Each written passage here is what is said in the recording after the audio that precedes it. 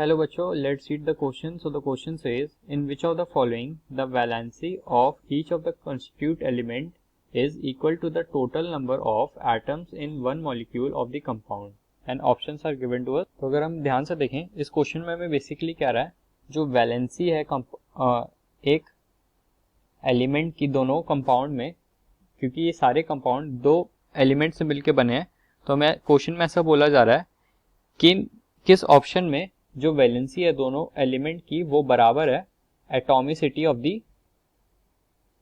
Compound से।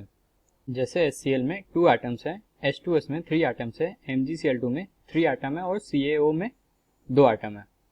तो ऐसे हमें बताना है वैलेंसी और एटॉमिसिटी दोनों किस में बराबर हो। तो की कंसेप्ट क्या होगा इस क्वेश्चन में? की कंसेप्ट होगा कैलकुलेशन ऑफ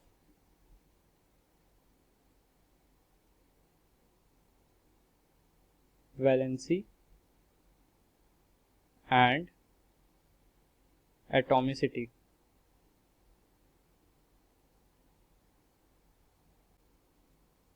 तो जैसे कि हाइड्रोजन और क्लोरीन दोनों का जो एटॉमिसिटी है वो 1 है, सॉरी जो दोनों की वैलेंसी है वो 1 है, पर जो मॉलिक्यूल की जो एटॉमिसिटी है HCl की वो कितनी है? 2 है, क्योंकि इसमें 2 एटम है, एक हाइड्रोजन और एक क्लोरीन। H2S की जो एटॉमिसिटी है वो कितनी है? 3 है, क्योंकि 2 हाइड्रोजन का एटम और एक सल्फर का एटम, तो एटॉमिसिटी 3 है। MgCl2 में एटॉमिसिटी 3 है, CaO में एटॉमिसिटी 2 है, क्योंकि एक कैल्शियम एक ऑक्सीजन। HCl में दोनों की जो वैलेंसी है वो 1 है, तो वैलेंसी और एटॉमिसिटी मैच नहीं कर रहे, तो ये वाला नहीं होगा। H2S में जो हाइड्रोजन की जो वैलेंसी है वो 1 है, जबकि सल्फर की जो वैलेंसी है वो 2 है और जो इनकी एटॉमिसिटी 3 है, तो ये भी मैच नहीं कर रहा।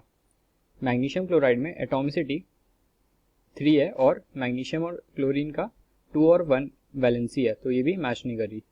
कैल्शियम ऑक्साइड के केस में कैल्शियम की जो वैलेंसी है वो +2 होती है, क्योंकि कैल्शियम +2 फॉर्म में एग्जिस्ट करता है और ऑक्सीजन -2 में, तो दोनों की एटॉमिसिटी और वैलेंसी, क्योंकि एटॉमिसिटी इस पूरे कंपाउंड की 2 है और एटॉमिसिटी मैच कर रही है, तो कैल्शियम ऑक्साइड इस क्राइटेरिया को मैच कर रहा है।